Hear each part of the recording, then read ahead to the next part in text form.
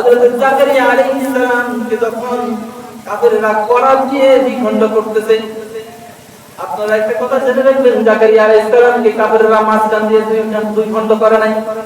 হযরত জাকারিয়া আলাইহিস সালামকে বরাবর করাত দিয়ে মাঝখান দিয়ে দুই খণ্ড, মাথার উপর থেকে নিচের দিকে দুই খণ্ড করেছে। হযরত জাকারিয়া আলাইহিস সালামের শুধু একটু অপরাধ ছিল, একটুকু অপরাধ বলা ঠিক হবে না, ভুল ছিল, স্বাভাবিক পর্যায়ে বলতে হবে। কিন্তু রব্বুল আলামিন হাদিস শরীফের ভিতরে আছে যে আশাদুন নাসি বালান আনবিয়া, কঠিন পরীক্ষা আম্বিয়া کرام দিয়েছেন। হযরত জাকারিয়া আলাইহিস সালামকে যখন কাফেররা দৌড়ানো শুরু করে দিল, জাকারিয়া আলাইহিস সালাম রব্বুল আলামিনের কাছে আশ্রয় চায় নাই।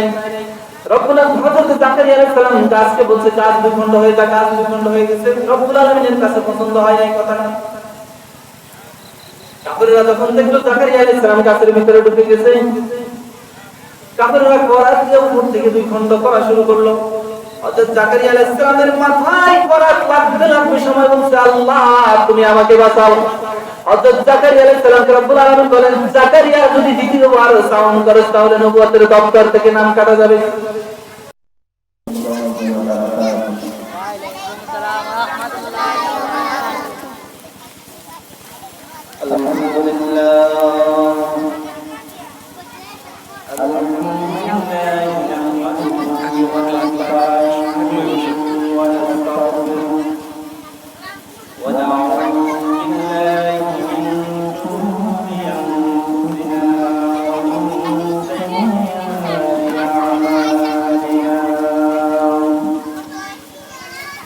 من يهده الله فلا مضل له ومن يضلل فلا هادي له ونشهد أن لا إله إلا الله وحده لا شريك له ونشهد أن سيدنا وسندنا وحبيبنا ومولانا محمدا عبده ورسوله الذي أرسله بالحق بشيرا ونذيرا وداعيا إلى الله بإذنه وسراجا منيرا فقد قال الله تعالى في كلامه المجيد وفرقانه الحميد أعوذ بالله من الشيطان الرجيم بسم الله الرحمن الرحيم ألف لام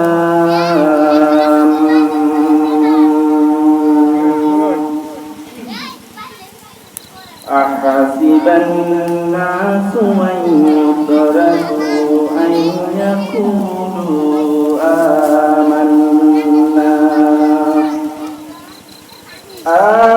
آمنا وهم لا يفتنون ولقد فتنا الذين من قبلهم فلا يعلمن الله الذين صدقوا ولا يعلمن الكاذبين.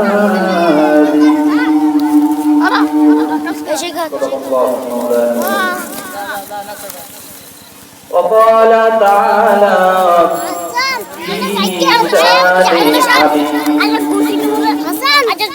إن الله وملائكته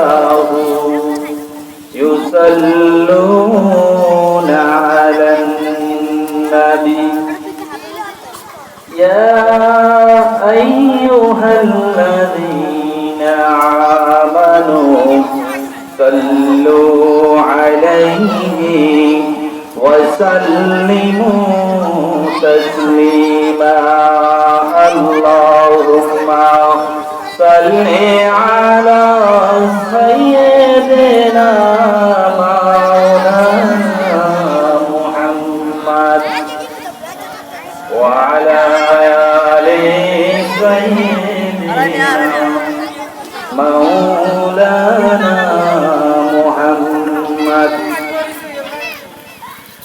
مشرق حب محمد مطلع عالما مطلع خورشید صفت سینه سو جانما اللهم صل على فان كل आवाज দিয়ে বলুন সবাই سيدنا مولانا محمد وعلى آل سيدنا مولانا محمد নবীজির শানে দরুদ হইতেছে আমরা একটু আওয়াজ দিয়ে বলি সবাই দরুদ শরীফ আল্লাহুম্মা সাল্লি আলা আরে বলেন مولانا محمد وعلى آل سيدنا مولانا محمد کی محمد سی وفاتونے تو ہم تیرے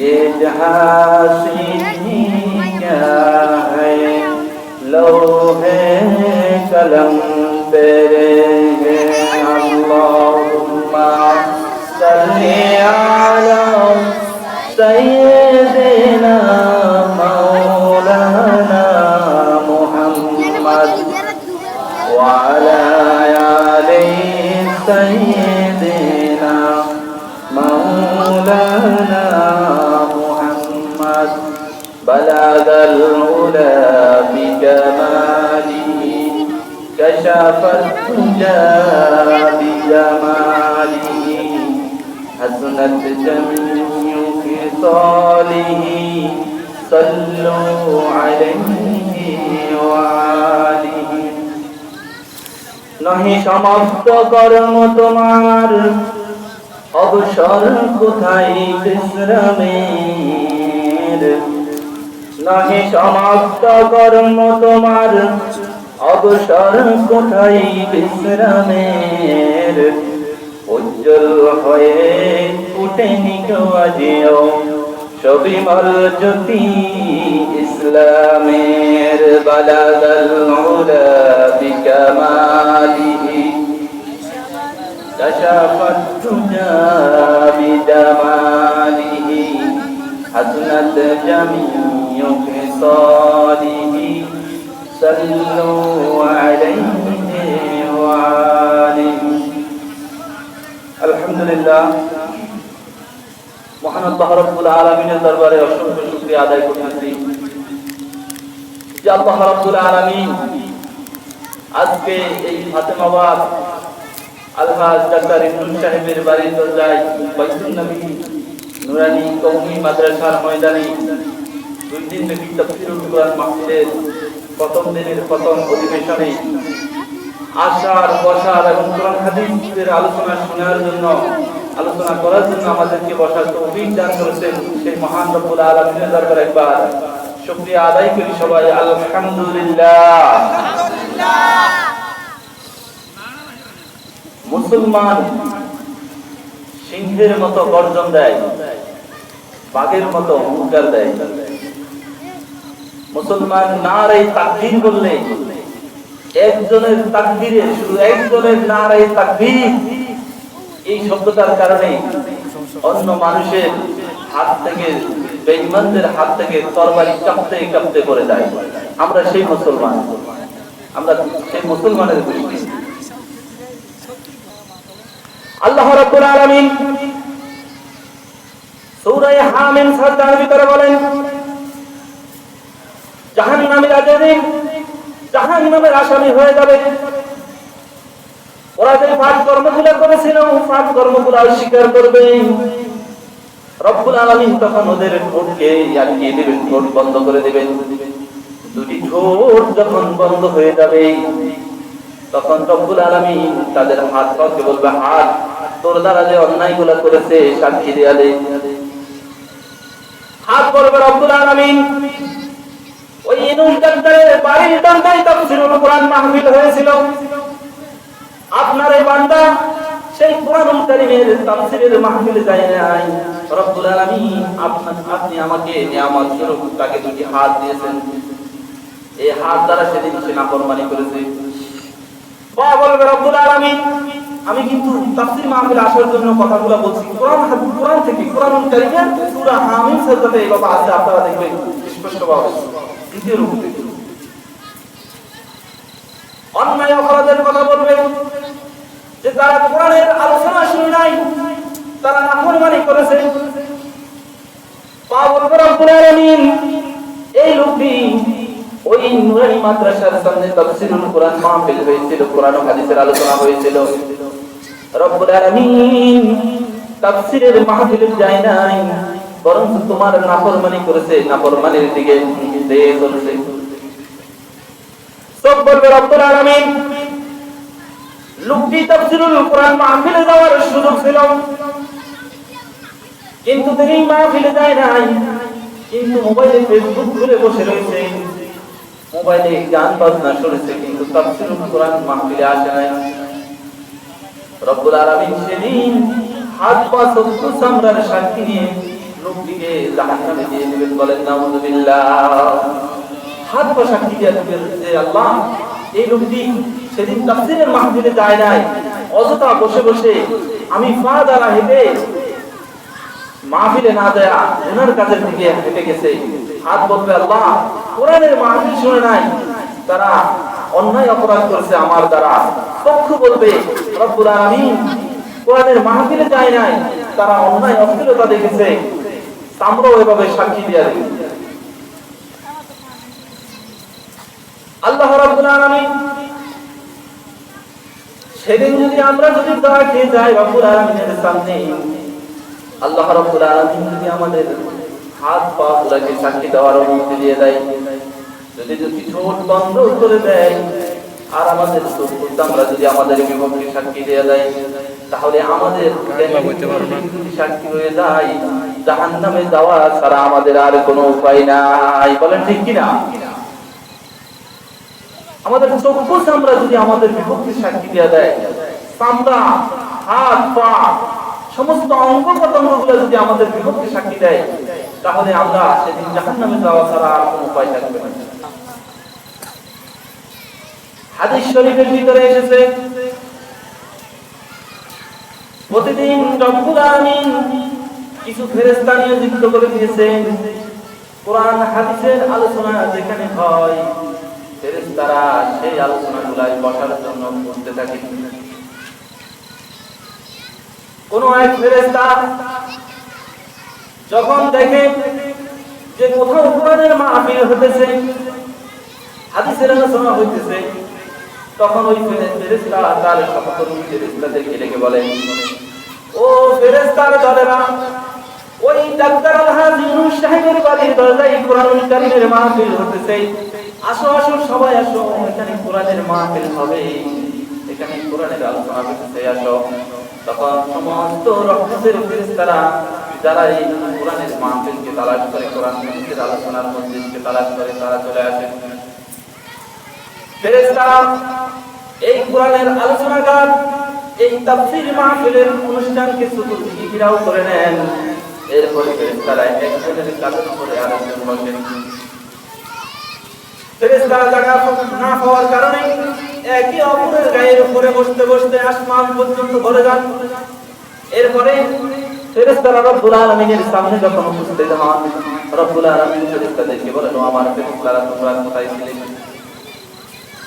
রব্বুল আলামিন তো জানেন ফেরেশতারা কোথায় ছিল। ফেরেশতারা বলেন রব্বুল আলামিন তুমি তো ভালোভাবে জানো আমরা কোথায় ছিলাম, তারপর আমাদেরকে জিজ্ঞেস করতেছো। বলেন রব্বুল আলামিন আমরা এসেছি ওই ইনুস ডাক্তারের বাড়িতে, যাই নুরানি মাদ্রাসার ময়দানে তাফসীরুল কোরআন মাহফিল হচ্ছিল। তোমার কিছু বান্দা কোরআন হাদিসের কথা শুনতেছিল, আমরা সেখানে গিয়েছিলাম। রব্বুল আলামিন বলবেন ও আমার ফেরেশতারা তারা কি আমাকে দেখেছে নাকি? বলে না, দেখে নাই। রব্বুল আলামিন বলবেন তারা আমার জান্নাত ও জাহান্নামকে দেখেছে নাকি? বলবে না, দেখে নাই। বলবে তাহলে কোরআন ও হাদিসের কথা শুনে জাহান্নামের গজব আযাবের কথা শুনে কিন্তু তারা চোখের পানি ফেলছে, কান্নাকাটি করছে। ও আমার ফেরেশতারা তোরা সাক্ষী থেকে যা, আমি রব্বুল আলামিন তাদেরকে maaf করে দিলাম। বলেন সুবহানাল্লাহ। এই ময়দানে আসবে রহমত পাওয়া যাবে। রব্বুল আলামিন বলেন ওই ফেরেশতাগুলা রহমত নিয়ে আসেন, কিন্তু এই রহমতগুলা যারা এই ময়দানে যারা বসে আছেন তাদের মাথার করে দিয়ে যাবেন। কিন্তু যারা এখানে না বসে বাড়ি ঘরে বসে কোরআনের তাফসীর মাহফিল শুনবেন তাদের উপরে সেই রহমতের ঘোষণা দেওয়া হয় না। এই ময়দানে বসে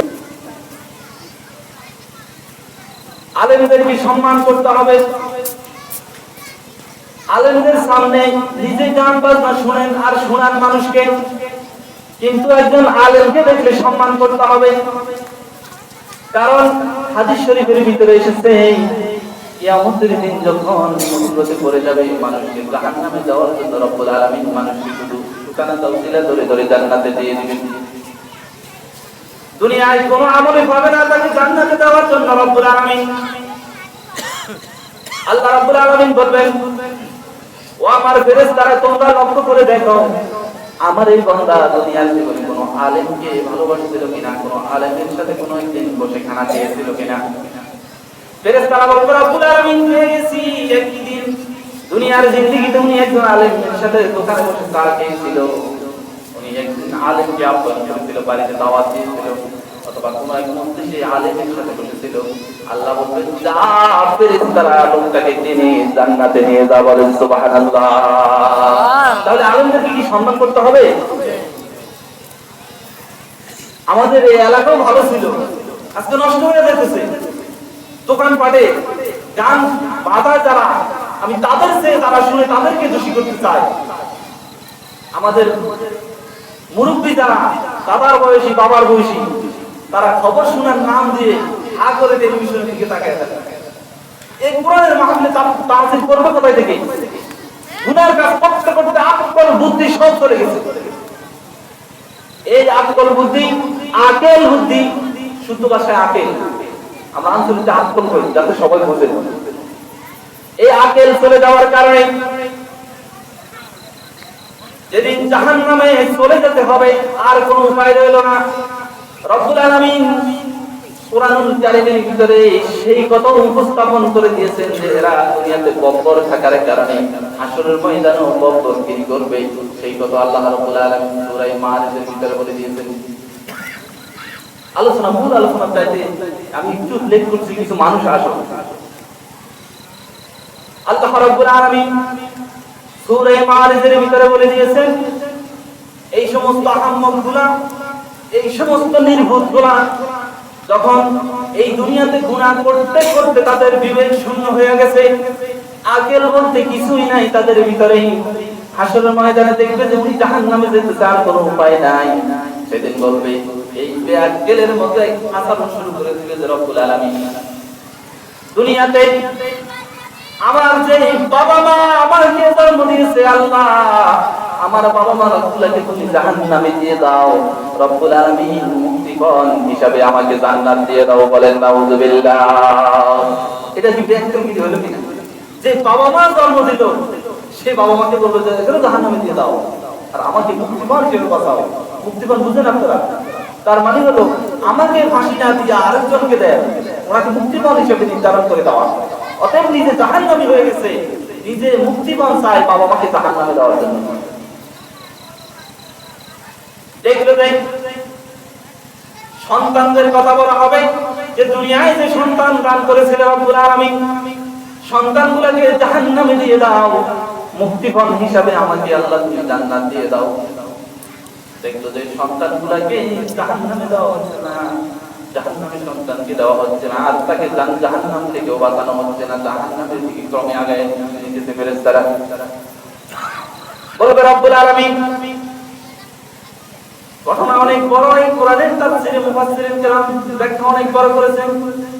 সংক্ষেপে বলতেছি, সর্বশেষ সবচেয়ে নির্বুদ্ধিরিক্ত হয়েছে রব্বুল আলামিন দুনিয়াতে যত মানুষ সৃষ্টি করেছিলাম সমস্ত মানুষগুলোকে জাহান্নামে দিয়ে দাও, আল্লাহ মুক্তিপণ হিসাবে আমাকে জান্নাত দিয়ে দাও। বলেন নাউযুবিল্লাহ। গোটা দুনিয়ায় সমস্ত আম্বিয়া আলাইহিমুস সালাম, সমস্ত আম্বিয়া আলাইহিমুস সালামদেরকে জাহান্নামে দিয়ে দিতে বলবে। কত বড় নির্বোধ আর সে মুক্তিপণ হবে।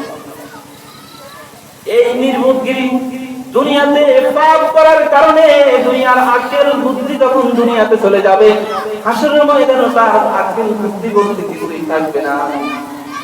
সম্মানিত হাজিরিন, আমরা কোরআন হাদিসের আলোচনা শুনতে হবে, হেদায়েতের নিয়তে বলতে হবে। কোরআন হাদিসের আলোচনা আমরা আমলের নিয়তে শুনতে হবে। আল্লাহুম্মা সাল্লি আলা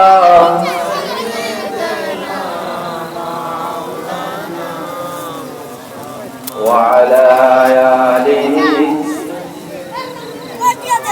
مولانا محمد। একটু জিকির করেন সবাই, কণ্ঠ ছেড়ে দিয়ে লা ইলাহা ইল্লাল্লাহ, লা ইলাহা ইল্লাল্লাহ। আওয়াজ ছেড়ে দেন, শয়তান দূরে যাক, কলবটা একটু দিতে হোক।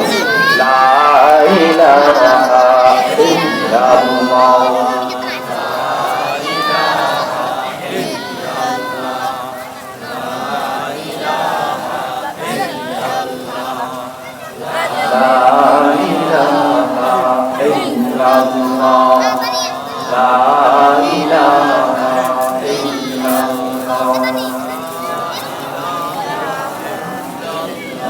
আওয়াজ আল্লাহর নিয়ামত। যদি আমাদের শক্তিতে যদি আরো কন্টেন্টের যদি আরো আওয়াজ থাকে, তাহলে আওয়াজ দেবে রাখার জন্য কিয়ামতের দিন দায়ী হবো আমরা।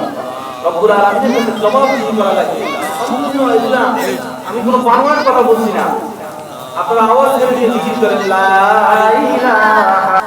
আমি যে কথাগুলো বললাম সূরা মারিজ থেকে, কথাগুলো হয়তো অনেকের মনে কষ্ট পেতে পারে যে বড়ের মতো আসার মতো, আসলে কথাগুলো কোরআনের জানতে হবে, নির্ভুল হয়ে যাবে। কারণ দুনিয়ার জীবনে কাজ করতে করতে এত মানে নিজেদের জ্ঞান শূন্য হয়ে যাবে, দিশা পাবে না।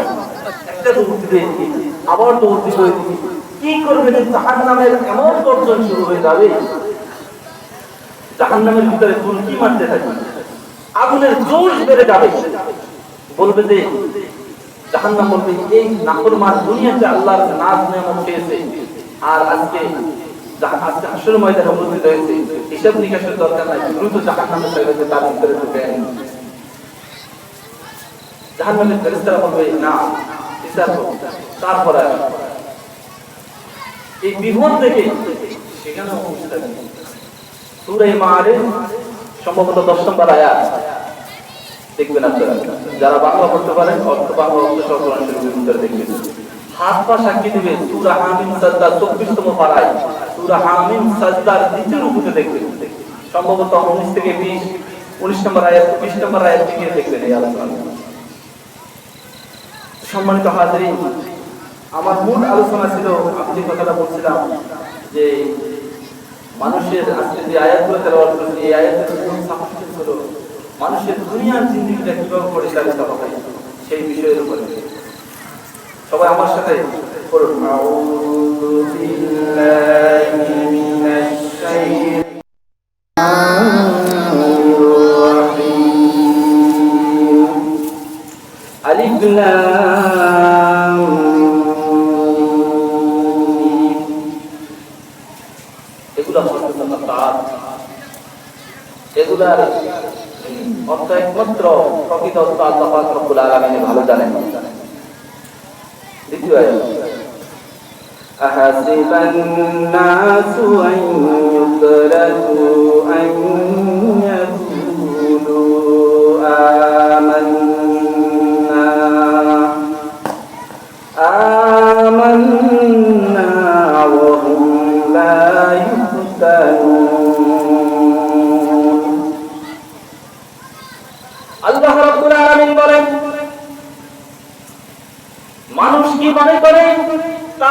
ঈমান এনেছে, এই কথা বললে কি তারা আমার গজব আযাব থেকে মুক্তি পেয়ে যাবে আর জান্নাত পেয়ে যাবে?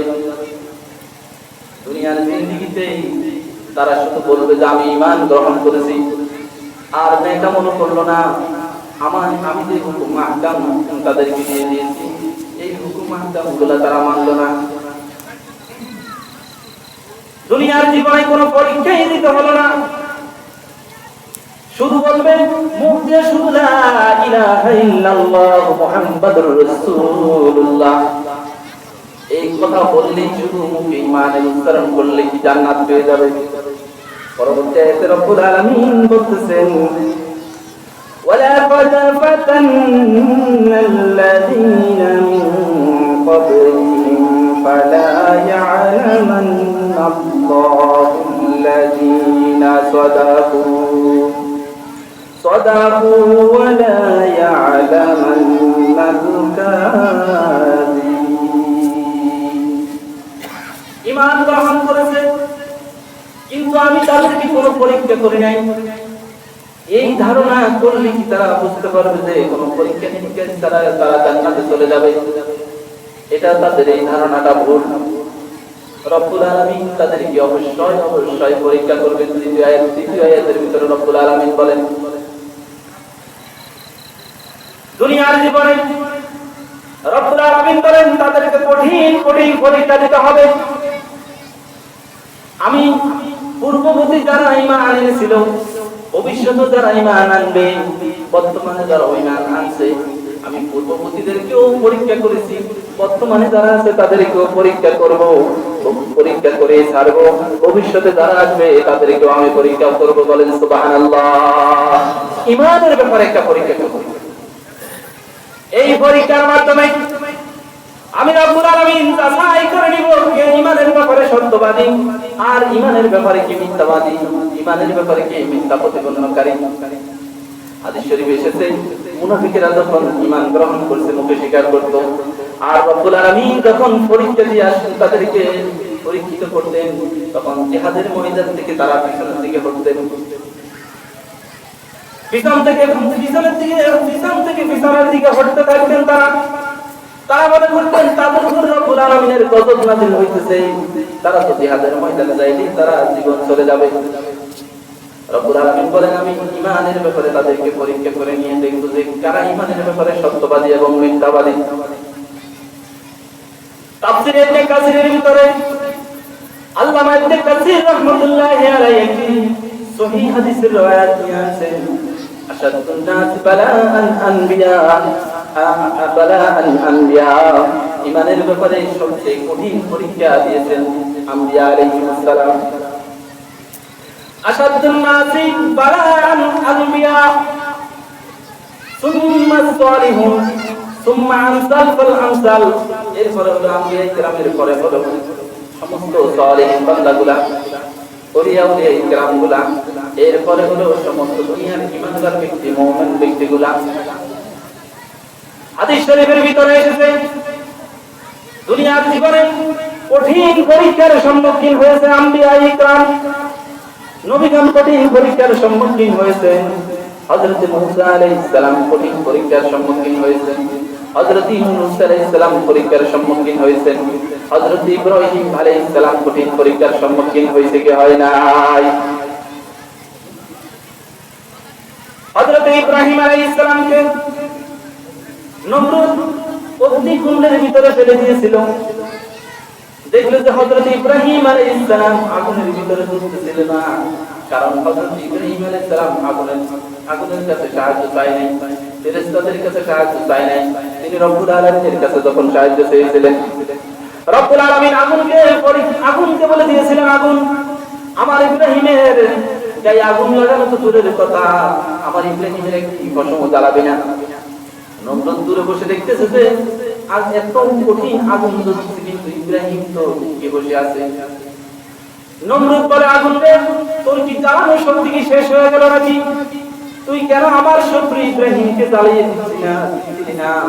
আগুন বলতেছে ও নমরুদ। আগুনের ভিতর থেকে আওয়াজ চলে আসলো, নমরুদ তুই আমার জ্বালানোর শক্তি আছে কিনা না? তাহলে তুই যদি পরীক্ষা করতে চাস তাহলে তুই আয়। এই নমরুদ যখন এই কথা বললো, সাথে সাথে আগুনের একটি বলকি মেরে আগুনের একটি বলকি নমরুদের গায়ে লাগলো। দেখলো যে নমরুদের শরীরটা সাথে সাথে পড়ে গেল যে অংশ। হযরত ইব্রাহিম আলাইহিস সালাম অগ্নিকুণ্ডে পরীক্ষা দিয়েছেন। অগ্নিকুণ্ডের পরীক্ষা হযরত ইব্রাহিম আলাইহিস সালাম দিয়েছেন। হযরত মুসা আলাইহিস সালাম কঠিন পরীক্ষা দিয়েছেন। হযরত ইউসুফ আলাইহিস সালাম, হযরত ইয়াকুব আলাইহিস সালাম পরীক্ষা দিয়েছেন।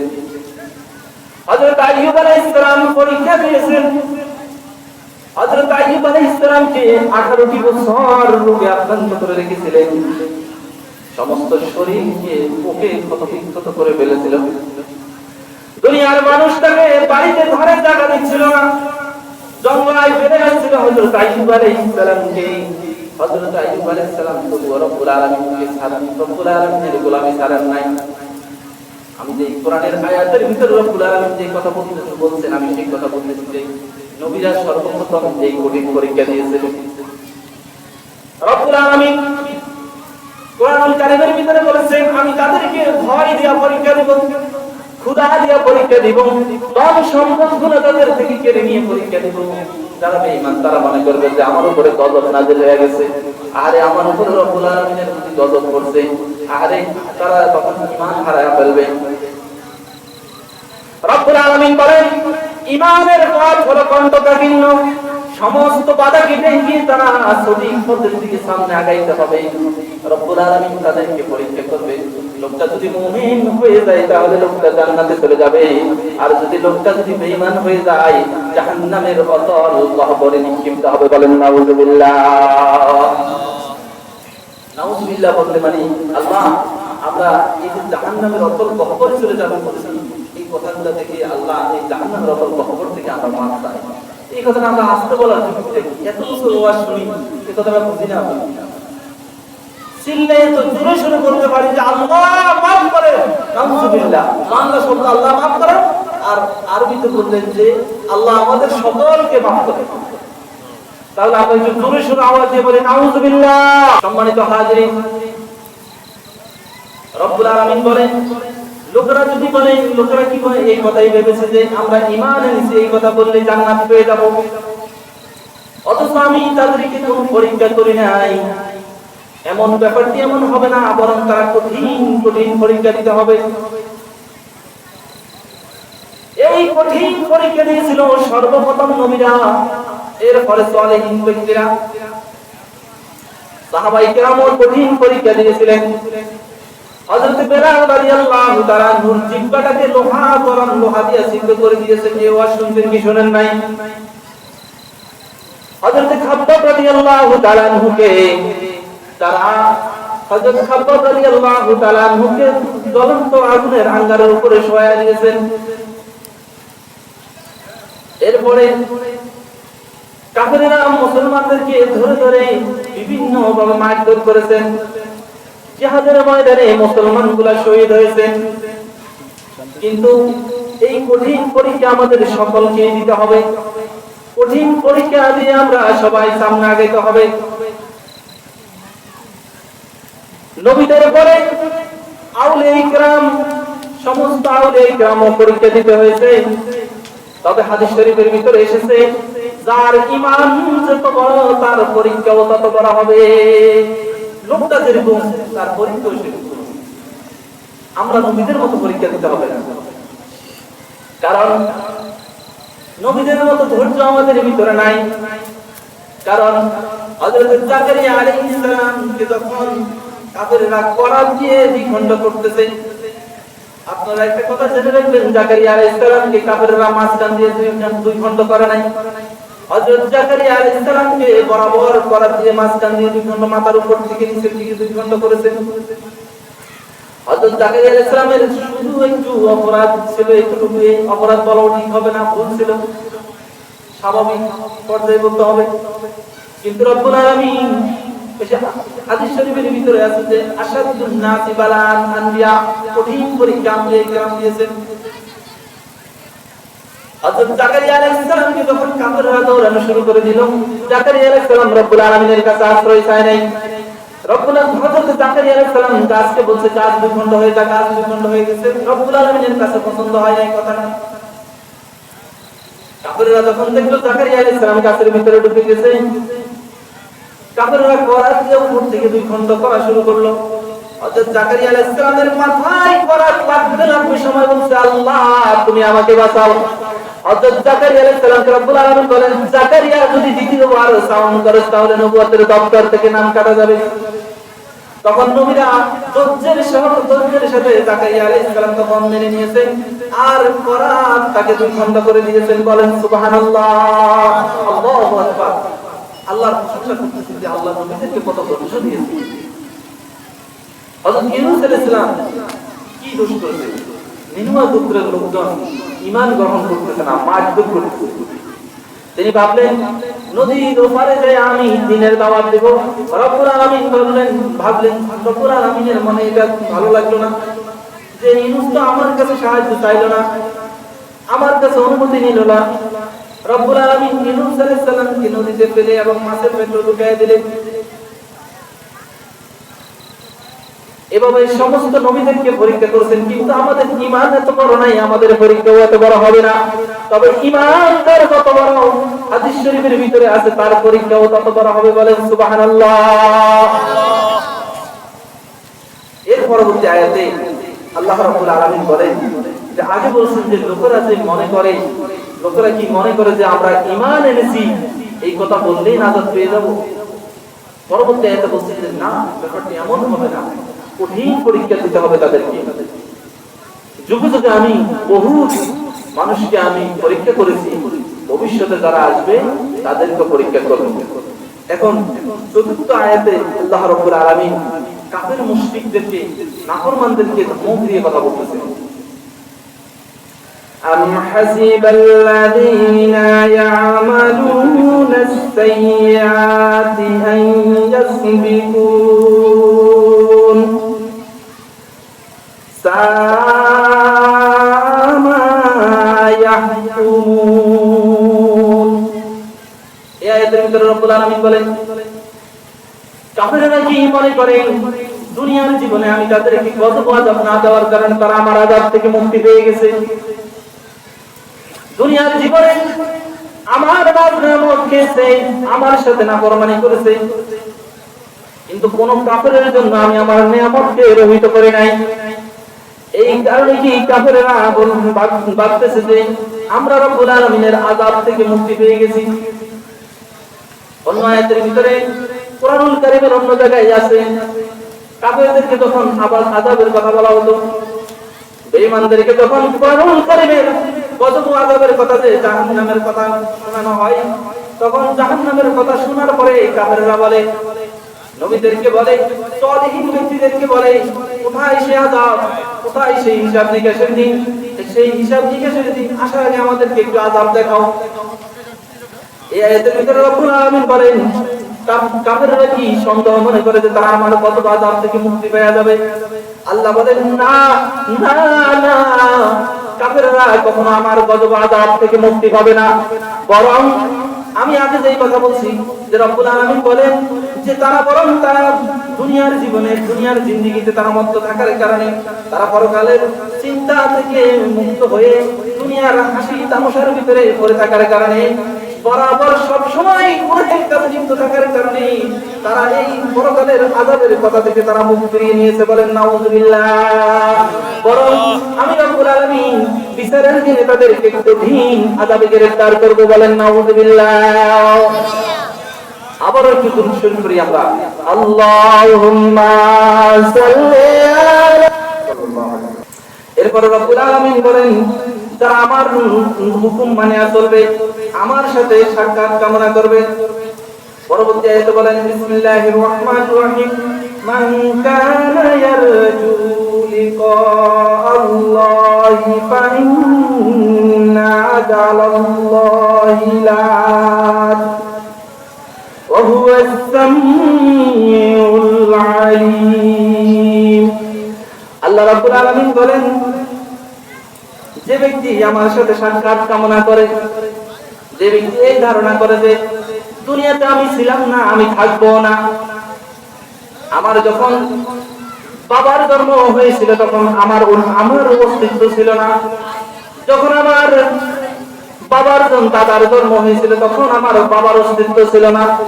যখন আমার পিতার জন্ম হয়েছিল তখন আমার দাদার অস্তিত্ব ছিল না, ঠিক কিনা? আমি একদিন ছিলাম না, দুনিয়াতে কিছুদিনের জন্য আসছি, আবার আমি থাকবো না। আমাদেরকে রব্বুল আলামিন সৃষ্টি করেছেন তার ইবাদতের জন্য। রব্বুল আলামিন বলেন, যে ব্যক্তি ভাববে যে পরকালে যে ব্যক্তি আমাদের রব্বুল আলামিন আমাদেরকে সৃষ্টি করেছেন, নিশ্চয় আমরা তার সাথে উপস্থিত হতে হবে, তার সামনে আমরা দাঁড়াতে হবে, এই কথাকে যারা বিশ্বাস করবে এবং সেই অনুযায়ী আমলে সালেহ করবে, রব্বুল আলামিন বলেন আমি তাদেরকে সেদিন সাক্ষাৎ দিয়ে দেব। বলেন সুবহানাল্লাহ। সেদিন তাদেরকে সাক্ষাৎ দিয়ে দেব। মুফাসসিরিন কিরাম তাফসীর ইবনে কাসিরের ভিতরে লিখেছেন যে এই সাক্ষাতের ব্যাপারটা হয়তো তার মৃত্যুর মাধ্যমে হতে পারে, তার পতন হবে মৃত্যুর মাধ্যমে। এরপরে রব্বুল আলামিন হাসরের ময়দানে তাদেরকে রব্বুল আলামিনের সাথে সাক্ষাৎ করবেন। আল্লাহ রব্বুল আলামিন মানুষকে সেদিন জান্নাতের ভিতরে যে যারা ঈমান এনে আমল সালেহ করছে তাদের সাথে সেদিন সাক্ষাৎ দিবেন, এই কথা বলছেন আল্লাহ রাব্বুল আলামিন এই আয়াতের ভিতরে। এরপর আয়াতে আল্লাহ রাব্বুল আলামিন বলছেন যে এখন যারা আমল সালেহ করে, সময় সংক্ষিপ্ত হয়ে গেছে এইজন্য আমি আলোচনা খুব সংক্ষেপে শেষ করতে চাই যে আল্লাহ রাব্বুল আলামিন এর পরের আয়াতে বলতেছেন যে মানুষ নামাজ পড়ে, রোজা রাখে, হজ করে, যাকাত দেয়, এগুলা আমার কোনো উপকারে আসে না, এগুলা আমার কোনো উপকার হয় না, বরং এগুলা তারা যে করতেছে এগুলা তাদের নিজের জন্যই করতেছে। বলেন সুবহানাল্লাহ। এগুলা তাদের নিজের জন্যই করতেছে। আল্লাহ রাব্বুল আলামিন তিনি হলেন বেনিয়াজ, তিনি বেপরোয়া। দুনিয়ার মানুষ যদি, সমস্ত মানুষগুলো যদি তার নাফরমানি করে, তাহলে বলেন এই আকাশ, এই জমিন, দুনিয়ার কুল কায়নাতের কোনো কিছু কমে যাবে নাকি? কমে যাবে? আমরা যদি সবাই নাফরমান হয়ে যাই তাহলে কি আমাদের আল্লাহ রাব্বুল আলামিন যে দুনিয়া সৃষ্টি করেছেন কোনো ক্ষতি হবে? হবে না। এই যে ক্ষতি হবে না এই কথাটা আমরা আওয়াজ দিয়ে বলি সবাই। আমরা যদি ইবাদত না করি রব্বুল আলামিনের কোনো ক্ষতি হবে? ক্ষতি হবে না। আল্লাহ বলেন, ও দুনিয়ার মানুষেরা শুনে রাখো, তোমরা যদি সবাই মিলে যদি আমাকে সিজদায় পড়ে থাকো তাহলে আমার কোনো উপকারে আসবে না, আর যদি সবাই আমার নাফরমানি করো তাহলে আমার কোনো ক্ষতি হবে না। তোমরা যা করো সব নিজেদের জন্যই করো, আমি তোমাদেরকে যে রোজা রেখে কষ্ট দিই এগুলো তোমাদের উপকারের জন্য দিয়ে থাকি, তোমাদেরকে যে 5 ওয়াক্ত নামাজ পড়ায় কষ্ট দিয়ে থাকি এগুলা তোমাদের উপকারের জন্য দিয়ে থাকি।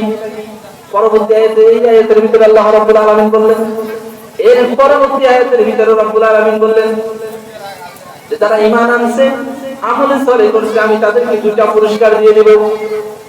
সেই 2টা পুরস্কার হলো আমি রব্বুল আলামিন তাদের পিছলা জিন্দেগীর সমস্ত গুনাহগুলি maaf করে দেব। বলেন সুবহানাল্লাহ।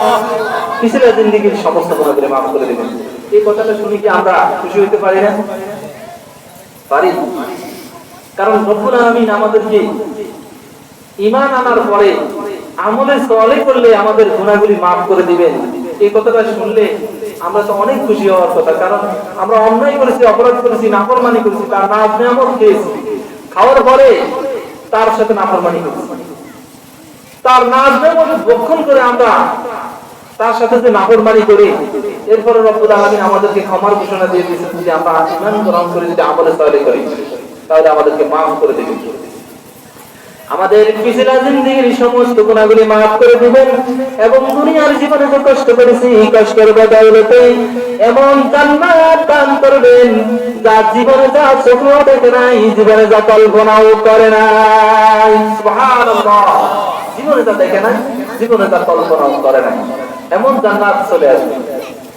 আমরা যে রব্বুল আলামিনের প্রতি মুহূর্তে নাজ নেয়ামত ভক্ষণ করছি আমরা বুঝতে পারি না। মনে করে হুজুররা শুধু ওয়াজ করে কিসের নাজ নেয়ামত, আবার অনেকে মনে করে ঠিক নাজ নেয়ামত বক্ষণ করছি, কিন্তু কি কি নাজ নেয়ামত বক্ষণ করছি এটাও আমরা বুঝতে পারি না। সর্বপ্রথম আমি উদাহরণ দিই, দুটা ঠোঁট বন্ধ করে রেখে এরপরে হাত দ্বারা দুটি নাককে টিপে ধরেন, এরপরে দেখেন নাজ নেয়ামত খাইছেন কিনা। মুখ বন্ধ করে রেখে যদি নাক টিপে ধরে দেখবেন নিঃশ্বাস সরান অক্সিজেন নাই, আল্লাহর যে নিয়ামত, এই নিয়ামত আপনার বন্ধ হয়ে গেছে।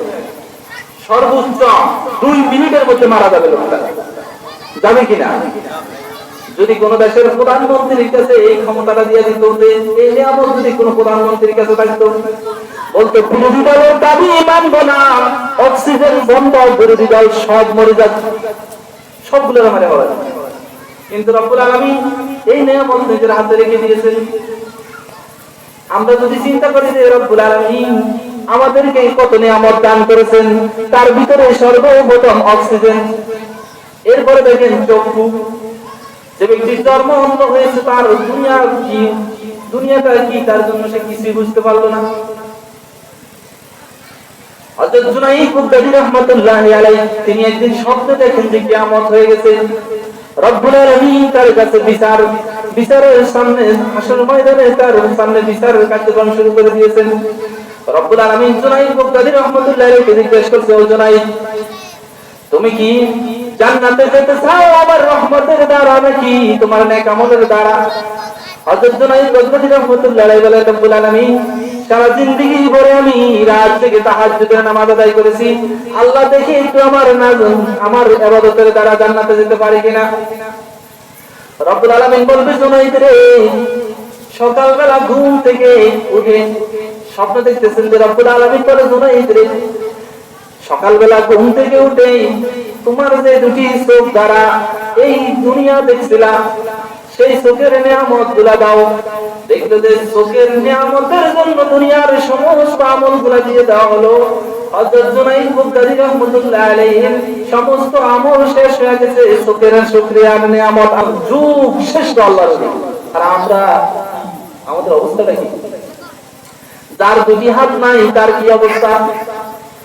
আমাদেরকে যে বিবেক দিয়েছেন, আকল দিয়েছেন, বুদ্ধি দিয়েছেন, বুঝতে হবে কোনদিন যদি অ্যাক্সিডেন্ট হন, যদি হাতে সমস্যা হন বুঝতে পারেন যে হাত কি প্রয়োজন, যদি পায়ে অ্যাক্সিডেন্ট হন তখন দেখতে পারবেন যে পায়ের কি প্রয়োজন।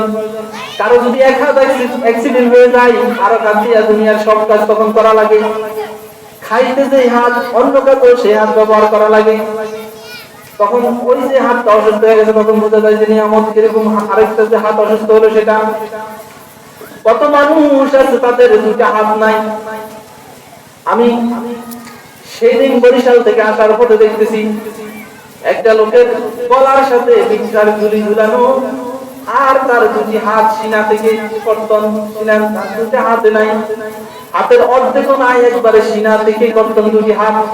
চিন্তা করলাম লোকটাতে কত নির্বাহিত, ধাক্কা খাইলে রামতুরি করে দেবে, কি অবস্থা। আবার এই বরিশাল যাওয়ার পথে দেখি একটা লোকের টোটালে দুইটা পা নাই, ওই যে প্লাস্টিকের ফট কেটে দুইটা বডির নিচ দেওয়া বেঁধে দিয়েছে, লটকিয়া বাসের উপরে উঠে টাকা নেই মানুষের কাছ থেকে। আমরা রব্বুল আলামিনের নিয়ামত খাইতেছি কিন্তু হিসাব করতেছি না।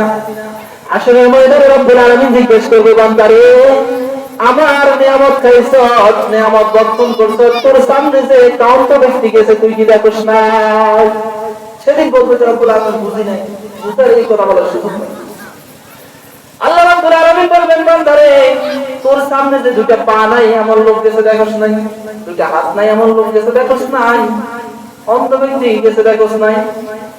আবার বলবো রব্বুল আলামিন সেদিন মানুষকে রেখে বলবে, তুই আমার দরবারে উপস্থিত হতে হবে, নাফরমানি করলে জাহান্নামে যাওয়া লাগবে। নবীরা বলছে, আলেম ওলামারা বলছে, তোর সামনে কত দামি দামি মানুষগুলা কবরে চলে গেছে, তুই সেটা দেখোস নাই। তোর হেদায়েতের জন্য তো শুধু একটা লাশ দেখাই যথেষ্ট ছিল।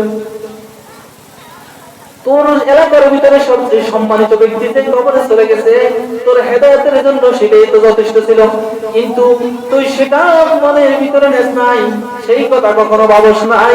তুই শুধু চিন্তা করছ, শয়তানি চিন্তা ভাবনা নিয়ে ব্যস্ত ছিলি, কিভাবে আমার সাথে নাফরমানি করবি সেগুলা নিয়ে ব্যস্ত ছিলি। এই কারণে রব্বুল আলামিন সেদিন মানুষকে, সেদিন যখন এই যে নাজ নেয়ামতগুলা খায়া মানুষ যখন রব্বুল আলামিনের সাথে নাফরমানি করবে, সেদিন রব্বুল আলামিন এগুলা ধরে ধরে পুরস্কার করবেন। তবে হ্যাঁ, একটি কথা, সর্বশেষ যে কথাটা হলো, সেটা হলো রব্বুল আলামিন বলছেন, শোনো বান্দা, আমার যে নিদর্শনগুলো আছে, এই নিদর্শনগুলো দেখার পরে যদি তুই চিন্তা ভাবনা করস, তোর আমলকে পরিবর্তন করস, আমার নিদর্শনগুলো দেখে যদি ঈমান গ্রহণ করস, আমলে সালেহ করস, আমি রব্বুল আলামিন ঘোষণা দিয়ে দিলাম, তোর পিছলা জিন্দেগীর সমস্ত গুনাহগুলি মাফ করে দিব এবং তোর গুনাহগুলোকে নেকি তোর রূপান্তরিত করে দিব। বলেন সুবহানাল্লাহ। গুনাহগুলোকে নেকি তোর রূপান্তরিত করে দিব। অতএব আমরা দুনিয়ার জিন্দেগিতে আমরা আল্লাহ রাব্বুল আলামিনের নাফরমানি না করে আল্লাহ রাব্বুল আলামিনের হুকুম মেনে চলতে হবে কি হবে না বলেন? নামাজ পড়া লাগবে আমাদের, কারণ এখানে যারা উপস্থিত আছে প্রায় লোকে নামাজ পড়ার মতো লোকে উপস্থিত আছে, কিন্তু এই এলাকার ভিতরে বহু পুরুষ এবং নারী যারা নামাজ পড়েন না, রব্বুল আলামিনের হুকুমকে ডিঙিয়ে চলতেছেন। মনে রাখতে হবে রব্বুল আলামিন যে জাহান্নাম নির্ধারিত করে রেখেছেন, জাহান্নামের আগুন বড় কঠিন আগুন, জাহান্নামের আগুন বড় মারাত্মক আগুন। হাদিস শরীফের ভিতরে নবীজি বলে দিয়েছেন, কুরআনুল কারীমের ভিতরে রব্বুল আলামিন অসংখ্য জায়গায় জাহান্নামের বর্ণনা করেছেন। জাহান্নামের আগুনকে রব্বুল আলামিন 3000 বছর তাপ দিয়েছেন। এই জাহান্নামের আগুনে আমরা জ্বলার মতো শক্তি দুনিয়ার কোনো মানুষের নাই। অতএব যদি এক ওয়াক্ত নামাজ আমরা যদি না পড়ি, তাহলে অসংখ্য অগণিত বছর জাহান্নামের ভিতরে জ্বলতে হবে। কিন্তু এক ওয়াক্ত কাজা করলে যদি 2,88 লক্ষ বছর জাহান্নামে জ্বলতে হয়। দেখেন, এমন জাহান্নাম, যেই জাহান্নামের আগুন কোন একটি সূর্যের আগা পরিমাণ আগুনে যদি কোন মানুষের শরীরের কোন এক অঙ্গে লাগে, এক সূর্যের আগা পরিমাণ আগুন লাগার কারণে সমস্ত শরীর পুড়ে আঙ্গার হয়ে যাবে। বলেন নাউযুবিল্লাহ। আল্লাহ রাব্বুল আলামিন জাহান্নামের ফেরেশতা দুটি ফেরেশতা নিয়োগ করে দিবেন। একটি হলো অন্ধ, আরেকটি হলো বধির। সে কানে শুনবে না। অন্ধ ফেরেশতা এমন ভাবে লোহার হাতুড়ি দ্বারা আঘাত করবে, সে চোখে দেখতেছে না, লোকটি যে একবারে ফিনিশ হয়ে যাচ্ছে জাহান্নামের জমিনের সাথে। আর বধির ফেরেশতা এমন ভাবে যদি আঘাত করবে, এমন ভাবে পিটানি শুরু করবে, ওই লোকটা যে হাউমাউ করে কাঁদতেছে, সে তো কানে শুনে না, সে দুঃখ আর দরদ কিভাবে বুঝবে? ওই কঠিন জাহান্নামের আগুন থেকে বাঁচার জন্য আমরা আল্লাহর হুকুম নামাজ আদায় করতে হবে। জাহান্নামের আগুন বড় কঠিন আগুন, জাহান্নামের সাপ বড় কঠিন সাপ। জাহান্নামের সাপ এমন ভাবে দেহটাকে পেঁচ দিবে, জাহান্নামের সাপের পেঁচ দেওয়ার কারণে হাড্ডিগুলা কটকট কটকট করে ভেঙে যাবে। জাহান্নামের সাপের কামড়ের কারণে সমস্ত শরীর কামড়াইতে কামড়াইতে সমস্ত শরীর কন কন কন করে সমস্ত মানে শরীরটা যেন শেষ হয়ে যায়, এমন অবস্থা হয়ে যাবে। দুনিয়ার জীবনে কোন মাছের বিস্তর মাছের কাটা যারা করছেন, তারা বুঝতে পারেন যে বিষ কেমন জিনিস। সামান্য এই মাছের বিস্তর কাটা, শিং মাছের কাটা যারা করছেন, তাদের যে কত কষ্ট হয়েছে তারাই বুঝতে পারে। কিন্তু এই শিং মাছের কাটা দ্বারা আর দুনিয়ার সাপের বিষ দ্বারা জাহান্নামের সাপের উদাহরণ কখনো মিলে না। কঠিন সাপ জাহান্নামের ভিতরে দংশন করবে। আমরা অনেকে নামাজ ছেড়ে দিয়েছি, একবারে রোজা ছেড়ে দিয়েছি, রোজা কিছু রাখি কিছু রাখি না। দুনিয়ার জিন্দেগিতে আমরা দুনিয়ার পেটের চিন্তা, আমরা দুনিয়ার কষ্টের জ্বালা আমরা রোজা ছেড়ে দিয়েছি। তারপরে যাদের উপরে হজ ফরজ হয়েছে, অনেকে হজের গুরুত্ব দিতেছি না। অনেকের উপরে যাকাত ফরজ হয়েছে, যাকাতের গুরুত্ব দিতেছি না।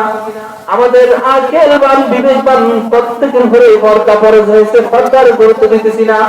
এই সমস্ত ব্যাপারে কঠিন মুসিবতের দিনে রব্বুল আলামিন যখন আমাদেরকে উপস্থিত করবেন, সেদিন আমরা রব্বুল আলামিনের সামনে সেদিন আমরা এগুলার জবাবদিহি কড়াকড়ি ভাবে করতে হবে, দিতে হবে। সেদিন এই জবাব কঠিন ভাবে নিবে রব্বুল আলামিন।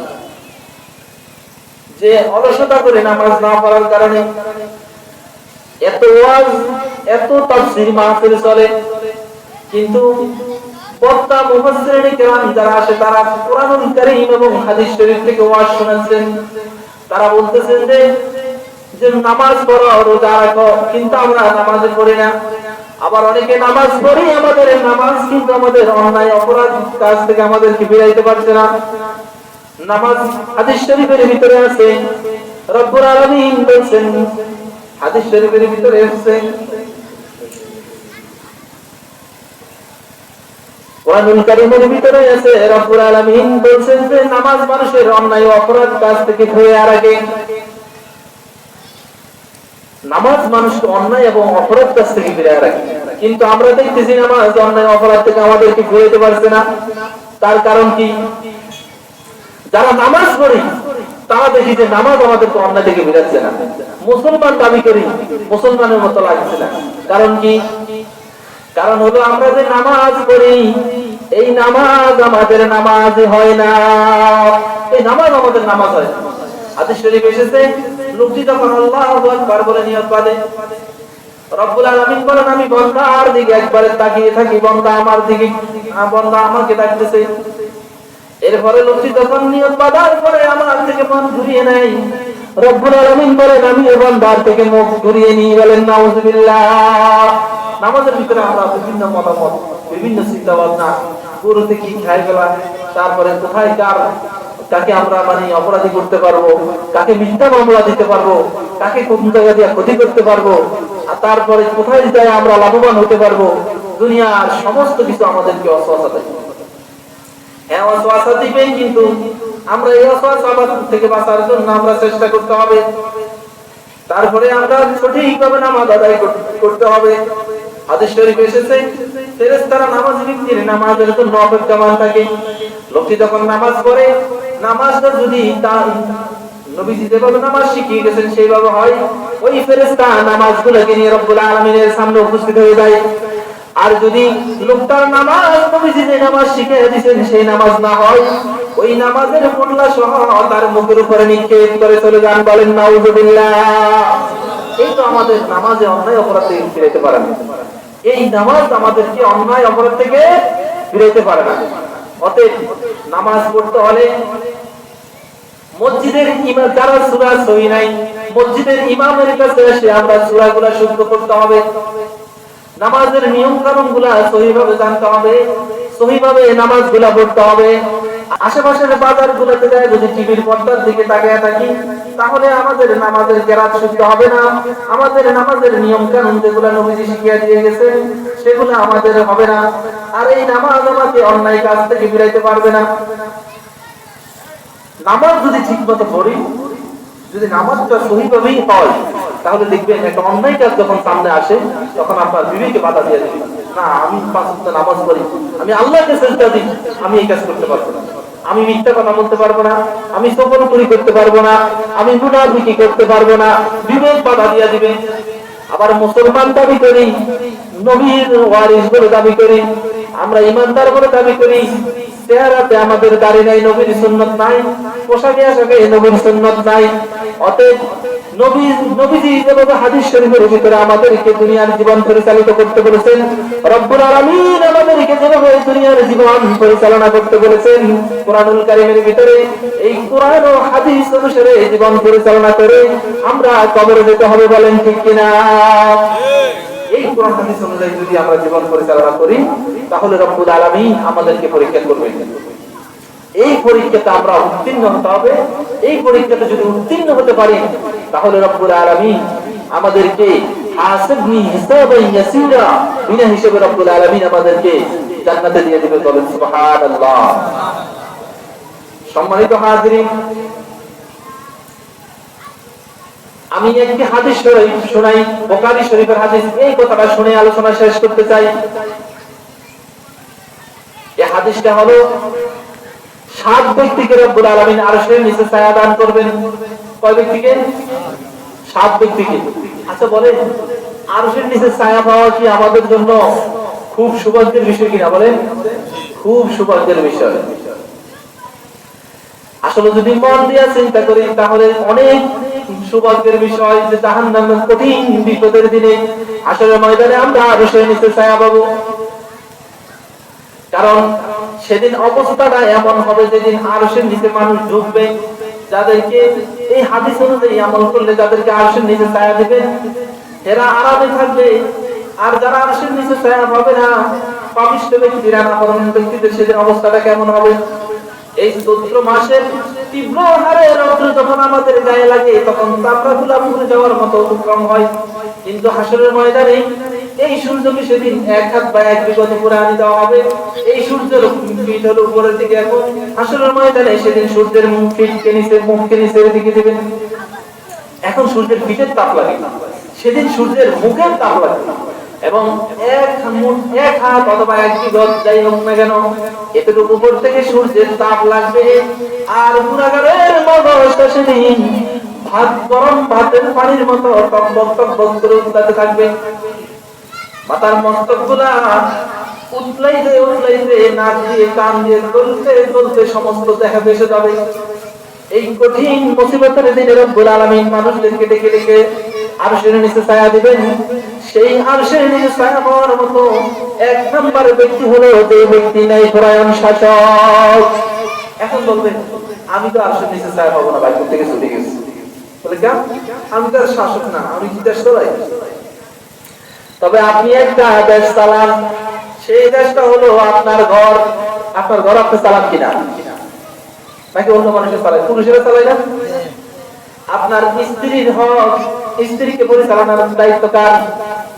আপনার। তারপরে আপনার ছেলে সন্তানকে চালানোর দায়িত্ব কার? আপনার। এদেরকে যদি আপনি ঠিক মতো চালান, মেম্বার সাহেব যদি তার এলাকাটাকে ঠিক মতো পরিচালনা করে কোরআন হাদিস দ্বারা, চেয়ারম্যান যদি তার ইউনিয়নকে, এমপি সাহেব তার উপজেলাকে, তার থানাকে, তার এরিয়াকে, প্রধানমন্ত্রী গোটা দেশটাকে, আর যারা গোটা বিশ্বের দায়িত্ব আছে তারা যদি গোটা বিশ্বটাকে কোরআন হাদিস অনুযায়ী ন্যায় প্রয়াণ ভাবে চালায়, রব্বুল আলামিন এই সমস্ত শাসকদেরকে সেদিন আরশের নিচে ছায়া দিবে। বলেন সুবহানাল্লাহ। কিন্তু আমরা সংসার পরিচালনা করতে যাই, যদি কারো দুই বউ থাকে, আমরা যদি সেখানে ইনসাফ খেলাপ করি, কারো যদি দুই সংসারের প্রলোভন থাকে, সেখানে যদি সম্পদ বন্টনের ব্যাপারে যদি আমাদের বেইনসাফি থাকে, আরশের নিচে ছায়া থেকে বঞ্চিত হয়ে যেতে হবে। আপনার সংসার পরিচালনা করতেছেন, সেই ক্ষেত্রে আপনার ইনসাফ যদি থাকে, আপনার ছেলের পরিমাণে সম্পদ দিবেন, মেয়ের পরিমাণে সম্পদ দিবেন। আপনার 2 স্ত্রী 3 স্ত্রী যোগ্যতা অনুসারে যদি আপনার 4 স্ত্রী থাকে, শরীয়ত মোতাবেক আপনি যদি তাদেরকে ইনসাফ ভিত্তিকভাবে চালাইতে পারেন, রব্বুল আলামিন আপনাকে আরশের নিচে ছায়া দিবেন। বলেন সুবহানাল্লাহ। এখন দেখেন এই সমাজের ভিতরে, দেশের ভিতরে ছোট ভাই বড় ভাইয়ের সাথে মিল নাই, বড় ভাই ছোট ভাইয়ের সাথে মিল নাই, বাবার সাথে সন্তানের সম্পর্ক নাই, মায়ের সাথে ছেলে মেয়ের সম্পর্ক নাই। তারপরে ভাই বোনের পরিচয় দিচ্ছে না, বোন ভাইয়ের পরিচয় দিচ্ছে না, বাবাও সন্তানদেরকে ঠিক মতো ছোটবেলা থেকে পরিচালনা করে আসছে না, ওই বাইতুল নবী নুরানি মাদ্রাসায় দিচ্ছে না। তারা দুনিয়ার শিক্ষা শিক্ষিত হচ্ছে, অথচ কোরআনের শিক্ষা যতটুকু প্রয়োজন এতটুকু শিক্ষা দিতেছে না। এই কারণে এরা যখন অশ্লীলতা বেহায়াপনা করবে, এরাও সেদিন জাহান্নামে চলে যাবে, আর পিতামাতাকেও সেদিন জাহান্নামে নিয়ে যাবে। সেদিন তারা জান্নাতে যেতে পারবে না। বলেন নাউজুবিল্লাহ। অতএব ন্যায় পরায়ণ ভাবে যদি আপনার পরায়ত্ত যারা আছে তাদেরকে পরিচালিত করেন, তাহলে আপনি আরশের নিচে ছায়া পাবেন। 2 নাম্বার ব্যক্তি হলো শাবুন নাশা ফি ইবাদাতিল্লাহ। ওই যুবক যারা তার যৌবনকাল আল্লাহর ইবাদতে কাটিয়ে দিয়েছেন। বলেন সুবহানাল্লাহ। শাবুন নাশা ফি ইবাদাতিল্লাহ, হাদিস শরীফে এসেছে যে ওই যুবককে সেদিন আরশের নিচে ছায়া দিবে, যে তার যৌবনকালে রব্বুল আলামিনের ইবাদতে তার জীবনটাকে কাটিয়ে দিয়েছেন। আর এখনকার যুবকেরা বলে আমরা এখন একটু ফেসবুকে সময় দিয়া লই, আমরা এখন ইউটিউবে সময় দিয়া লই, আমরা এখন দাড়িগুলা কাটা লই, প্যান্ট শার্ট টাইট মতো পরে লই। কিন্তু আমরা কতদিন হায়াত পাবো এটা তো আমরা আমাদের কারো গ্যারান্টি নাই, আছে নাকি? আমাদের কম বয়সী কত থেকে চিন্তা করে দেখেন, আমাদের কম বয়সী লোক মারা গেছে, আমাদের কম বয়সী লোক বহু জায়গায় মারা গেছে, বহু জায়গায় আমাদের কম বয়সী লোক মারা গেছে, কিন্তু আমরা আল্লাহর ইবাদতে দিন কাটাতেছি না। আমরা ইচ্ছা মতো মদ খাই, ইচ্ছা মতো গাঁজা খাই, ইচ্ছা মতো ইয়াবা খাই, ইচ্ছা মতো সিগারেট টানি, কিন্তু সেদিন আরশের নিচে ছায়া পাওয়ার জন্য আমরা যৌবনকালটাকে ইবাদতে কাটাইতে পারছি না। আল্লাহ রাব্বুল আলামিনের হাবিব জনাব মুহাম্মদ রাসূলুল্লাহ সাল্লাল্লাহু আলাইহি ওয়াসাল্লাম বলেছেন, ওই যুবককে সেদিন আরশের নিচে ছায়া দিবেন যে তার যৌবনকালকে আল্লাহ রাব্বুল আলামিনের ইবাদতে কাটিয়ে দিয়েছেন। 2 নাম্বার 3 নাম্বার ওই ব্যক্তি যার অন্তরটা মসজিদের সাথে সম্পর্ক। তার মানে হলো যে ব্যক্তি 5 ওয়াক্ত নামাজ মসজিদে পড়ে এবং মসজিদের থেকে বের হওয়ার পরে আবার মসজিদে কখন আসবে, মসজিদের কল্যাণ কিভাবে হবে। অতএব যার অন্তর মসজিদমুখী, রব্বুল আলামিন তাকে সেদিন আরশের নিচে ছায়া দিয়ে দিবেন, বলেন সুবহানাল্লাহ। 3 নাম্বার। এখন 4 নাম্বার কথা বলছি, আমি হাদিসটার ব্যাখ্যা দিয়ে বলতে পারছি না, এখন সংক্ষেপে বলে দেব, আমার সময় ওভার হয়ে গেছে। 4 নাম্বার হলো ওই দুই ব্যক্তি যারা দুইজনে সম্পর্ক করে আল্লাহকে সন্তুষ্টি করার জন্য, আর তারা দুইজনের ভিতরে সম্পর্ক বিচ্ছিন্ন হয়ে যায় আল্লাহকে সন্তুষ্টি করার জন্য।